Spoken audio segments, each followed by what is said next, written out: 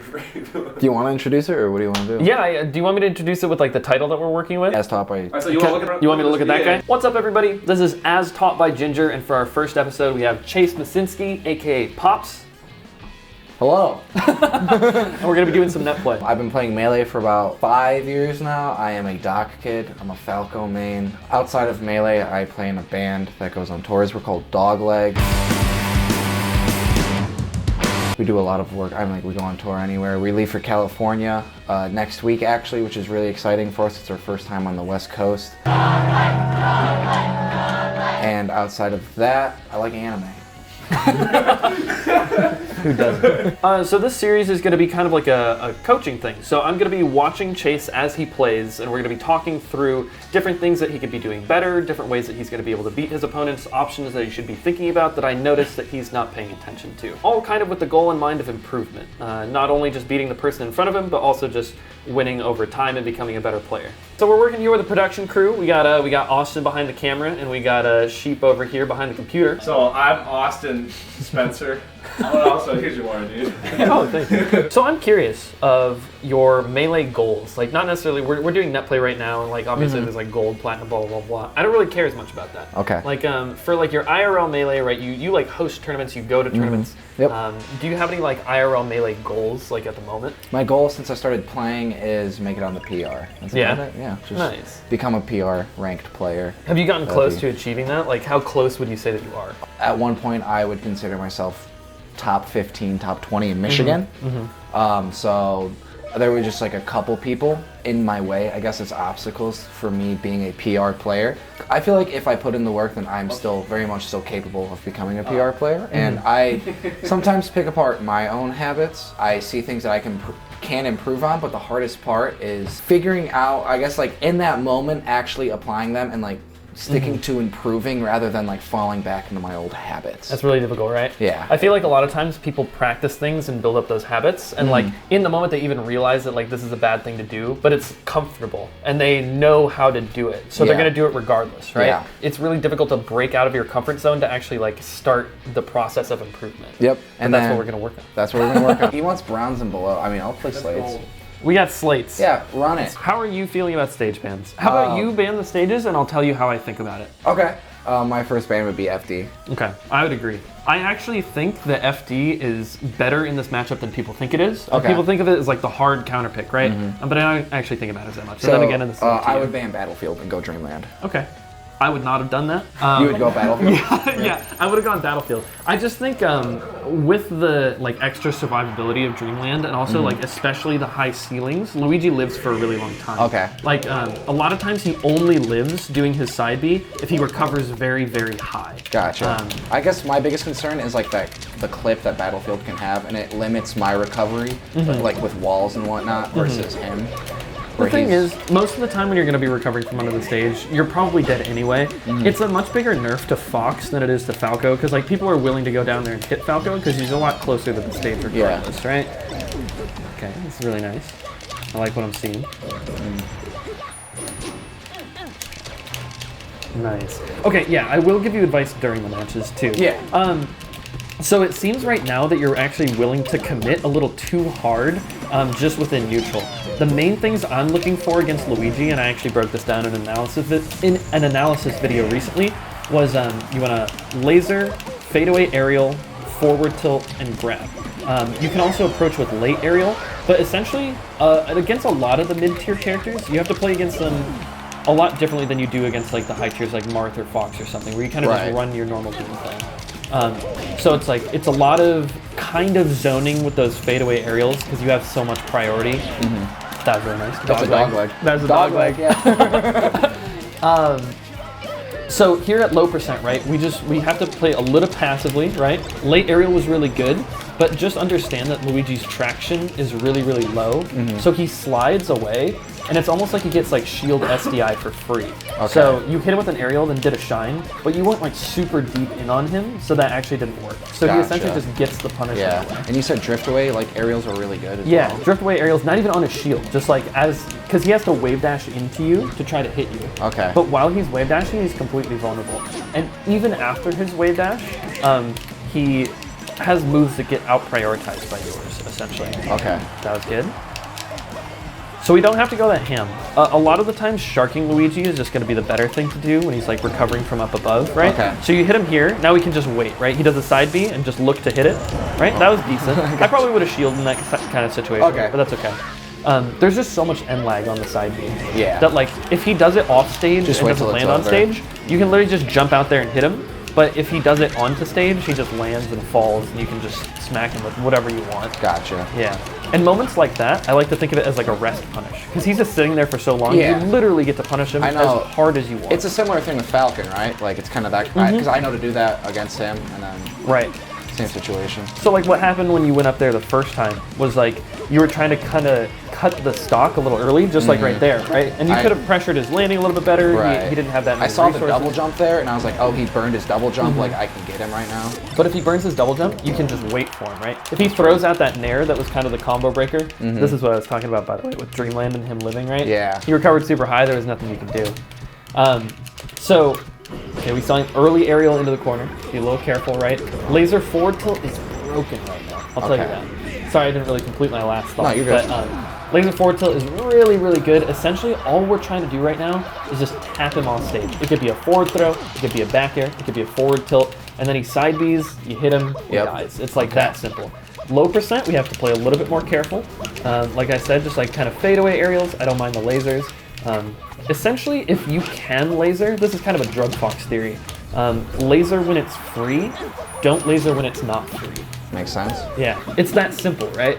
And a lot of times, like, people will just be on the opposite side of Luigi, and they just won't be lasering. They'll just run across the stage or shoot a laser really slowly. But it's like, if you have the space to, you're gonna like force a huge advantage by doing that. A little too close to laser, right? It wasn't free.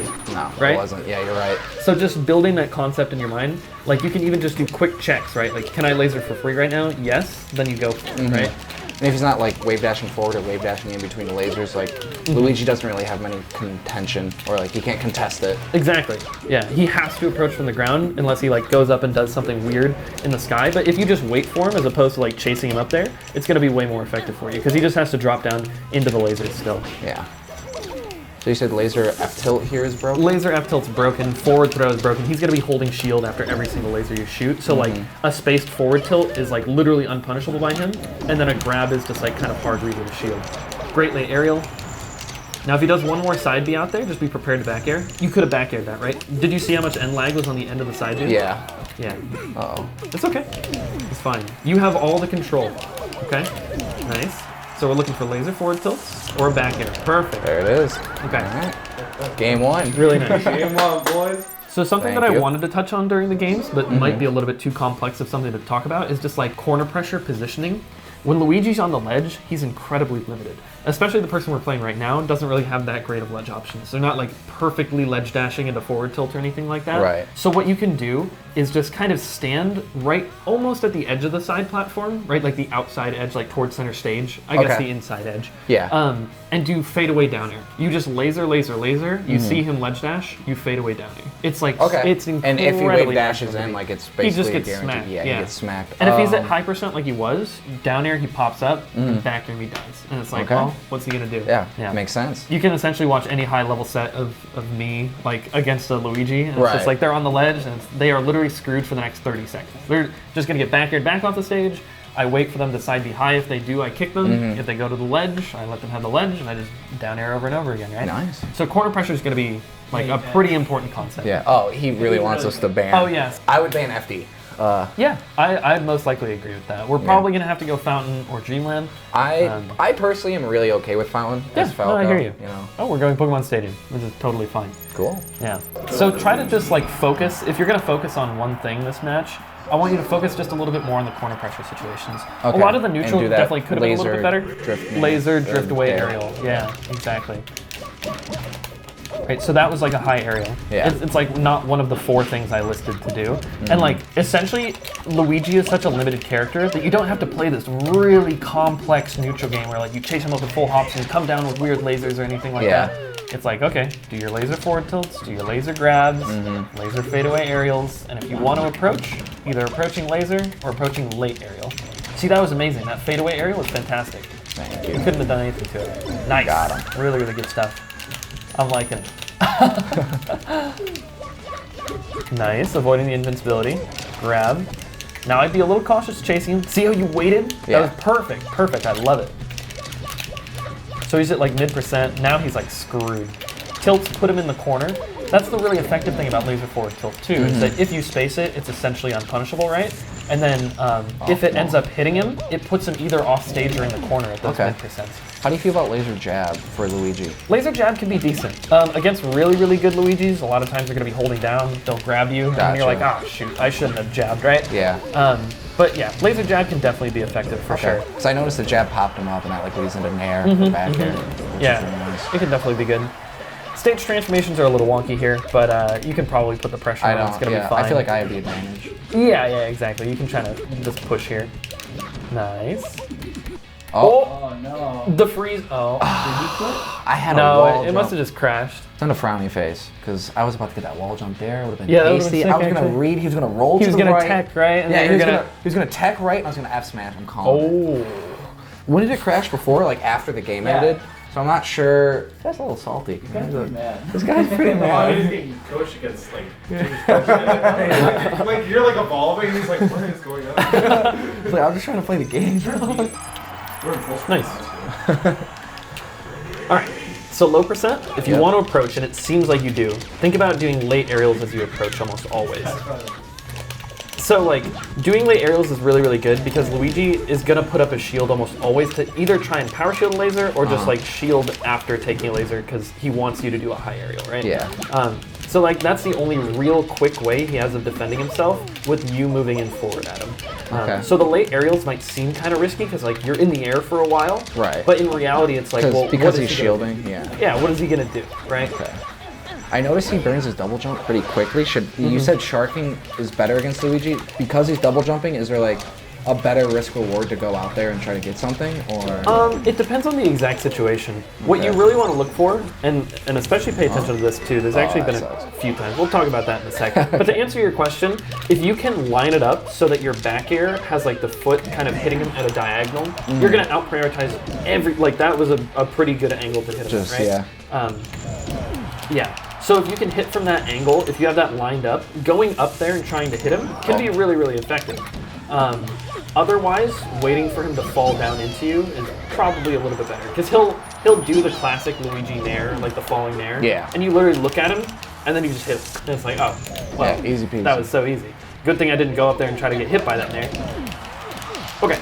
So you lost one stock to kind of a cheesy situation. I know it might feel like, oh man, I'm a full stock down on a lot of percent here, but really, you haven't lost that many more interactions, right? Okay, yeah. We can still win Neutralize, this. yeah. We just have to like play a little bit smarter and try to punish a little bit harder, right? Yeah. Force him to the corner and keep him limited if you can, and then nice. I like the fadeaway aerial there.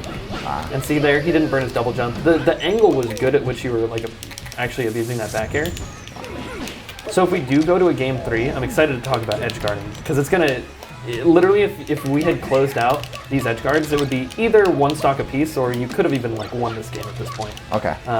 That's how like important finishing out stocks and like edge guarding is because his recovery is so limited that you have to punish him for being a bad character. Yeah. If you don't punish bad characters for being limited, then they're not really bad characters. They take it, anymore, yeah. Right. Inch and a mile type deal. Nice. All right, let's avoid invincibility. Let's see what we can take here. All right.